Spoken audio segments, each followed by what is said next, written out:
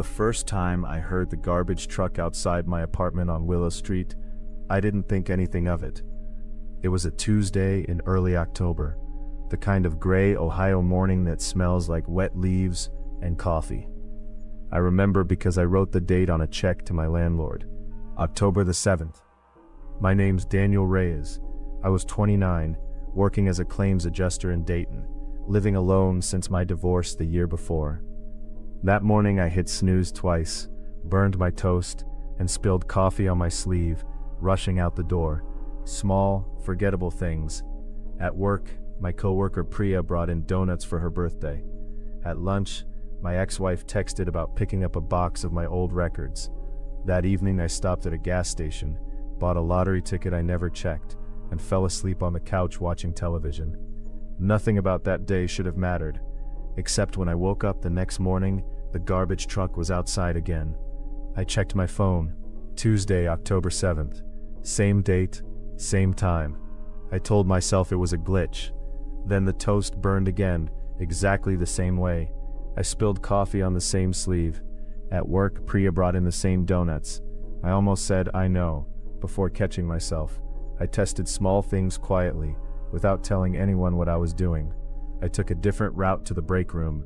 I greeted a coworker named Herb I usually ignored, a man I'd worked near for 2 years, without learning his last name. He looked at me strangely and said, "You already said that." Not the reaction of someone hearing me for the first time in months. The reaction of someone mildly annoyed by repetition, the way you'd feel if a person said the same thing twice in 30 seconds. At my desk, I found an email sent to myself that morning. No subject. One line, check the date again. I hadn't written it, or I had and didn't remember. At lunch, my ex-wife texted the exact same message, word for word. I sat in my car, hands cold. Living through a repeated day isn't like the movies. No shimmer, no music cue. Just a wrongness in the texture of things, like watching a rerun of your own life from slightly outside your body. That evening I decided to test it. I skipped the gas station, skipped the lottery ticket. I drove to a diner I'd never been to, and sat by the window watching rain start. That's when I saw her, a woman at the counter staring at me with recognition. Not a stranger noticing a stranger, but someone seeing a person they'd been looking for. She sat down without asking. "You feel it too," she said. "Don't you?" Her name was Claire Whitfield. She'd been at that diner 3 nights running. She said the repetition wasn't happening to the whole world, just to fragments of it, to people who'd somehow started to notice. The days weren't identical. Small things shifted. She'd kept a napkin covered in dense handwriting, tracking every deviation. Birds different. Cashier remembers me now. That last one made my stomach drop. If the day was accumulating memory, something in it was starting to wake up. I asked what happened if you tried to stop it. She said she'd told people. A doctor diagnosed her with stress. Her sister stopped answering her calls. Nobody remembered being told, because the telling reset along with everything else. I was the first person, she said, still inside it with her. We stayed until close, comparing notes. Walking me to my car, she stopped under a streetlight. "I don't think we're remembering the same day twice," she said. "I think something is rehearsing it." She said the phrase had arrived in her head fully formed, the way a word gets stuck in your throat before you know why. The next morning, the garbage truck did not come. I went back to that diner 4 times over the following 2 weeks. No record of a Claire Whitfield. When I asked the cashier if she remembered a woman matching that description, she said with flat certainty, "You already asked me that. I hadn't. Not in that version of events, as far as I could tell." I searched for a Claire Whitfield in missing persons records around Dayton. Nothing. No birth certificate, no address, no digital footprint. As if she'd been assembled for those few hours and disassembled the moment I stopped needing her. I still keep a small notebook now, jotting down anything that feels slightly wrong. Most days nothing repeats. Most days feel ordinary, the way days are supposed to feel. But every so often, I burn my toast in that same uneven pattern, and the garbage truck comes exactly on schedule, and I sit very still in my kitchen, waiting to see who else, somewhere out there, has started to notice.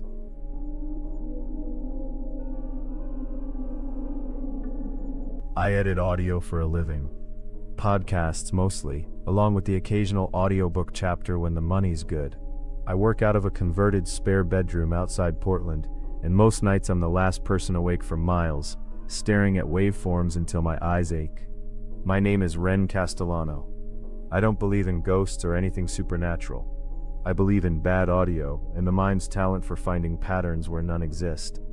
I need you to understand that about me, because it makes what happened harder to explain away, not easier. It started on a Thursday in March.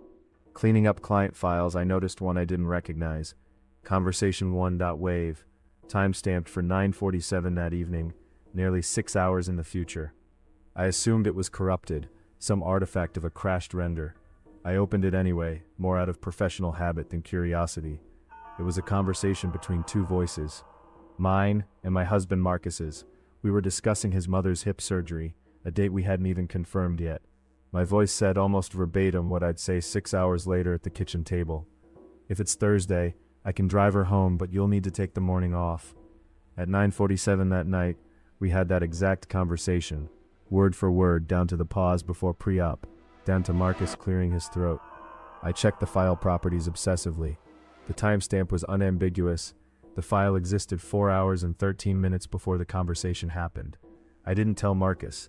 Saying it out loud would make it real. I listened to the file obsessively, searching for seams, evidence of splicing or synthesis. There were none. It had our refrigerator's exact hum, the one that only kicks on for 90 seconds every 20 minutes. Marcus's chair creaking exactly the way it creaks, details I doubted any software could fabricate convincingly. 6 days later, a second file appeared. This one was between me and a man I didn't recognize, his voice calm and unhurried, asking about my sister Delphine, who I hadn't spoken to in 2 years. In the recording, my voice said, not since she said our mother's illness was my fault. Something I'd never told anyone, not Marcus, not my therapist. 2 days later, Delphine called for the first time in 2 years. Within minutes, she brought up our mother, and I felt us approaching the exact words from the recording, the same unbearable pause building right on schedule. I hung up before she could say them. She called back twice more that week. Each time I let it go to voicemail, unable to shake the fear that if I picked up, the conversation would simply resume exactly where the recording left off, as though hanging up had only paused something rather than stopped it. I became obsessed with tracing the file's origin. I checked for malware, hired a friend in IT security to comb through my system logs, reinstalled my operating system from scratch. Nothing explained it. The file simply appeared, always in the same folder, always named sequentially, always time-stamped hours before the events they depicted. I even confronted Marcus, half convinced, half ashamed of the accusation, before I'd finished making it. He looked at me the way you'd look at someone describing a dream, patient and a little worried, and reminded me he barely knew how to update the apps on his phone. I believed him. Whatever this was, it wasn't coming from anyone in my house. I stopped sleeping properly. I'd lie awake, certain I heard my recording software starting up on its own, some faint click through the wall. I checked more than once, at 3 in the morning. Nothing running, but the feeling of being recorded followed me anyway. The third recording came at the end of April.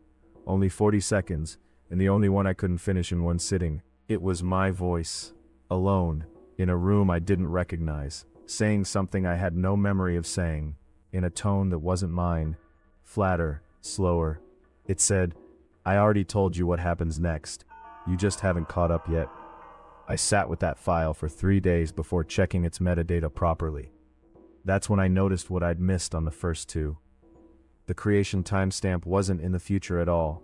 It matched to the second, a time I could account for. Sitting in this exact chair, this exact room, my recording software minimized in the background. I don't think these were recordings of the future. I think they were recordings of things I was going to say, already forming inside me, hours before I consciously knew it, captured by a version of myself I have no memory of becoming. I still work late in that spare bedroom, but I keep the software closed now, unless I'm using it.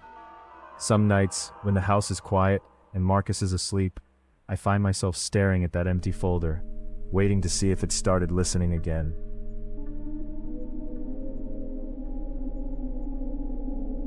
On the night of February the 14th, at exactly 2:13 in the morning, 3 people in 3 different states lost 11 minutes they can never account for. None of them knew each other, but all 3 would spend the following months trying to understand what happened, and what they found would make each of them wish they'd never gone looking. The first was a long-haul trucker named Ray Kowalski. driving through rural Nebraska on I-80. His dash cam ran continuously, a habit from years of insurance disputes. Reviewing the footage the next morning, curious about a sound he half remembered, he found 11 minutes of dead air, a smooth black screen timestamp still counting beneath it. His GPS showed his truck had continued moving during that gap, covering 9 miles at a steady speed. He had no memory of driving them. His dispatcher confirmed the data independently. 9 miles, 62 miles per hour, no deviation, no braking events. As far as any system could tell, Ray had driven those miles competently. He simply hadn't been there to do it. He didn't tell his wife right away. He ran the footage back in his head for 2 weeks, trying to recall even a fragment of those 11 minutes. There was nothing. Just ordinary driving before and ordinary driving after, with a seamless silent gap stitched cleanly between.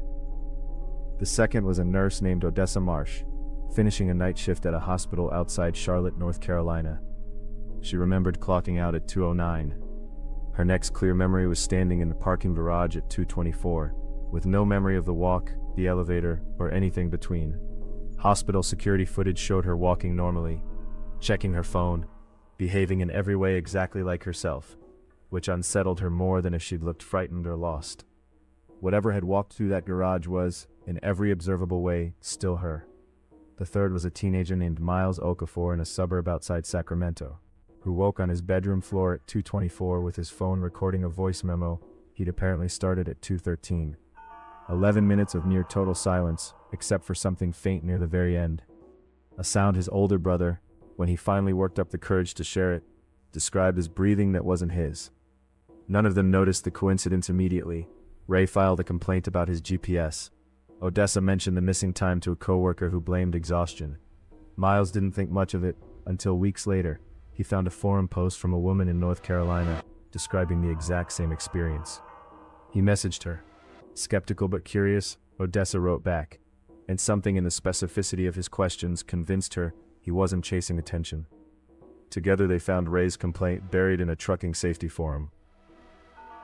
Ray was the hardest to convince that any of it meant something. It was only when Miles sent the exact timestamp, 2:13 a.m., not approximately but precisely, that Ray went quiet on the thread for a full day. When he came back, he'd pulled his logs again and confirmed the number they'd all begun to dread, 11 minutes to the second. They compared notes, cautious at first, half convinced the others were lying or delusional. What convinced them wasn't the missing time itself, but its exactness. 11 minutes, not 10, not 12, beginning at 2:13 on the same night, in 3 states with no meaningful connection between them. They looked for rational explanations, a shared app on their phones, a power grid fluctuation, a satellite issue affecting GPS broadly. Every theory collapsed under scrutiny. Miles's voice memo ran on his phone's internal clock, entirely independent of any network or satellite signal, and it still showed the same exact gap. Odessa requested her hospital's full security footage, every camera on the property. At 2:13 a.m., all 14 cameras, across different systems and manufacturers, installed over 20 years, had glitched simultaneously for exactly 11 minutes, and resumed in perfect unison, with no logged error anywhere. The 3 of them never determined whether they were connected specifically, or whether they were isolated instances of something vast and quiet happening that night. They found 4 other accounts online describing the same 11 minutes before they stopped looking, because by then the not knowing had become easier to live with than whatever they might find next. They talked, near the end, about going to the press or to some researcher who might take it seriously. They decided against it almost immediately. None of them wanted to become the center of a story they didn't understand, chased by strangers demanding answers none of them had. Miles still has the voice memo saved on 3 devices, in case one fails. He has listened to the final seconds more times than he'll admit. That faint, uneven breathing that isn't his, coming from somewhere just outside the microphone's reach, patient, unhurried, as if whatever made that sound already knew it would have those 11 minutes again.